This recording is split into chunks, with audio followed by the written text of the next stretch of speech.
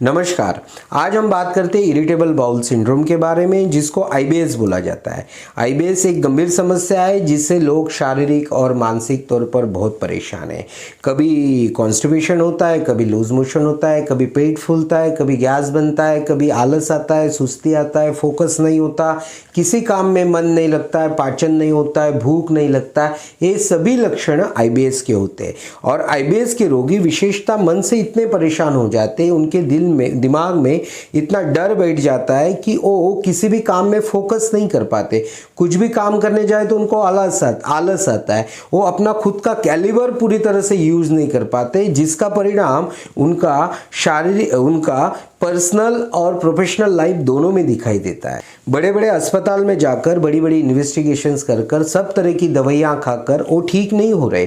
क्यों नहीं हो रहे? क्योंकि आप जो दवाइयाँ खा रहे हो उनके अगर मेडिसिन की बुक में आप पढ़ोगे तो आपको पता चलेगा कि आईबीएस का जो रूट कॉज है ये आज तक किसी को नहीं पता है। मतलब जो दवाइयाँ दे रहे, जो डॉक्टर्स आपको दवाइयाँ दे रहे, जिस शास्त्र की उन्होंने पढ़ाई की है उसमें कहीं भी ऐसे लिखा नहीं है कि आईबीएस का ये रूट कॉज है। वहाँ पे स्पष्ट तौर पर लिखा है कि आईबीएस का कोई कॉज पता नहीं है अब तक, और ये जो ट्रीटमेंट होती है लाक्षणिक स्वरूप की होती है, ताकि आपकी जो बीमारी है, आपके जो लक्षण है, उसको हम किसी भी तरह से मैनेज कर सके। इसका साफ मतलब है कि दवाइयाँ या अंतिम सॉल्यूशन है नहीं, क्योंकि वो सिर्फ आपके लक्षणों को मैनेज कर रही है।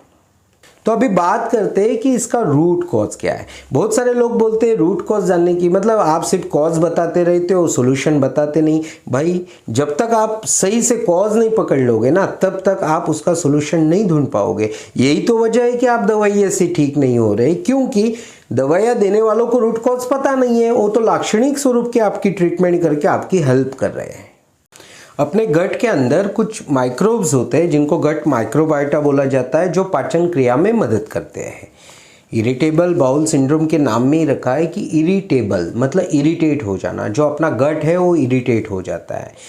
क्यों होता है? पहले आप बताओ, आप इरिटेट कब होते हो?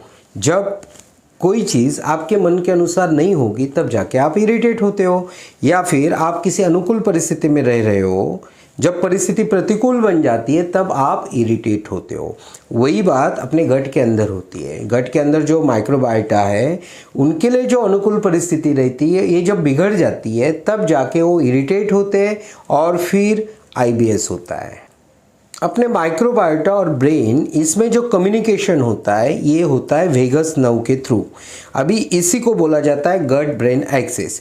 अपने माइक्रोब्स है, माइक्रोबायोटा है, वो ब्रेन के साथ अक्सर बातें करते रहते हैं। मतलब पेट के अंदर जो कुछ हो रहा है वो सिग्नल वेगस नर्व ब्रेन को देगी और उसके अनुसार आगे की प्रक्रिया होती है। जब वेगस नर्व उसका काम ठीक से नहीं कर पाती, सिग्नलिंग का काम जो है वो ठीक से नहीं कर पाती, तब जाके प्रॉब्लम होता है।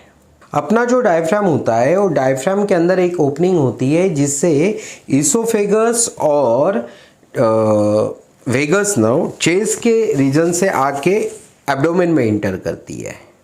जब ये जो ओपनिंग है ये सही पोजीशन पे रहेगी या उस पर किसी प्रकार का प्रेशर नहीं, दबाव नहीं रहेगा, तब जाके वेगस नर्व अच्छे से काम करती है। लेकिन होता क्या है कि ज़्यादातर लोगों का सांस लेने का तरीका गलत होता है। वो अच्छे से एक्सेल नहीं कर पाते, लंबा एक्सेल नहीं कर पाते। जैसे वो सांस लेते हैं तो डायफ्राम नीचे जाता है और वो एक्सेल नहीं कर पाते, जिसके कारण ये जो नीचे गया हुआ डायफ्राम है ऊपर नहीं आ पाता, ये पूरी तरह से रिलीज नहीं हो पाता, रिलैक्स नहीं हो पाता है, जिसके कारण वो जो ओपनिंग है वेगस नर्व जिसके थ्रू जाती है उस पर प्रेशर बनता है, वेगस पे प्रेशर बनता है, और इसी कारण वेगस नर्व अपना काम ठीक से नहीं कर पाती और आगे जाके पेट की नहीं बहुत सारी कई गंभीर बीमारियां सिर्फ वेगस नर्व के थ्रू बनती है। आपको डॉक्टर अक्सर बताते हैं कि आईबीएस जो है वो स्ट्रेस से एग्रीवेट होता है। बिल्कुल सही बात है, लेकिन स्ट्रेस क्या है? स्ट्रेस एक ऐसा रिस्पॉन्स होता है शरीर का बाहर की सिचुएशन के प्रति। जैसे कि कोई सिचुएशन है, उसमें 10 लोगों को आपने बिठा दिया, तो 10 लोगों का उस सिचुएशन के प्रति जो रिस्पॉन्स है वो अलग अलग होता है। ये क्यों होता है? क्योंकि हर एक की बॉडी में वेगस का फंक्शन की जो लेवल है वो अलग अलग है। जिनमें वेगस अच्छे से काम करती है वो लोग अच्छे से रिस्पॉन्स करते हैं, जिससे वो स्ट्रेसफुल नहीं होते। लेकिन जिनके बॉडी में वेगस फंक्शन वेगस का जो फंक्शन है वो ठीक से नहीं हो रहा है, वो स्ट्रेसफुल हो जाते हैं। इसीलिए अगर आपको स्ट्रेस भी मैनेज करना है ना, तो उसको सबसे बढ़िया तरीका है कि वेगस नर्व का जो फंक्शन है उसको इम्प्रूव किया जा सके।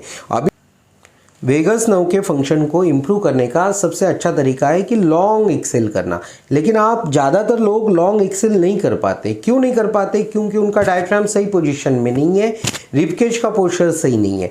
अगर आप आपके डायफ्राम रिबकेज का पोस्चर सही करना चाहते हो, लॉन्ग एक्सेल करना चाहते हो और वेगस नर्व के फंक्शन को इम्प्रूव करना चाहते हो, तो इसी चैनल पर हमारे एक वीडियो है जिसमें हमने एक टेक्निक बताई है, जिस टेक्निक के सहायता से आप वो कर सकते हो। और जो टेक्निक का वीडियो है वो उसकी जो लिंक है मैं डिस्क्रिप्शन में दे दूंगा, वो आप ज़रूर करना ताकि आपको ज़्यादा से ज़्यादा फ़ायदा हो। और ऐसी ब्रीदिंग टेक्निक अगर आप भविष्य में देखना चाहते हो तो इस चैनल को सब्सक्राइब करें। और अगर ये वीडियो आपको पसंद आया होगा और या फिर आपको लगता होगा कि ये वीडियो किसी के काम में आ सकता है, तो उसके साथ ये शेयर ज़रूर करें। आपने आज का वीडियो देखा, इसके लिए आपका बहुत बहुत धन्यवाद।